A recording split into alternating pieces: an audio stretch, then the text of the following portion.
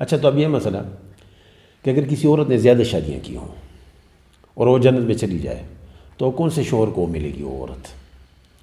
یعنی ایک وقت میں تو ایک عورت کئی شادیاں نہیں کر سکتی، لیکن اگر ایسی صورت ہو کہ عورت کا شوہر مر گیا ہو، وہ بیوہ بن گئی ہو، اور اس کے بعد وہ دوسری شادی کرے، اسی طرح وہ تیسری کرے، چوتھی کرے، یا کسی عورت کو طلاق دیا گیا ہو اور عدت گزار کر اس نے دوسری شادی کی ہو، اس طرح تیسری چوتھی شادی کی ہو، تو حضرت ام سلمہ رضی اللہ تعالیٰ نبی کریم صلی اللہ علیہ وسلم نے پوچھا کہ بعض عورتیں ایسی ہوتی ہیں کہ اس کی دو دو چار چار تین تین شوہر ہوتے ہیں، تو قیامت کے دن اگر وہ جنت میں چلی جائے اور اس کے تمام شوہر بھی جنت میں چلے جائیں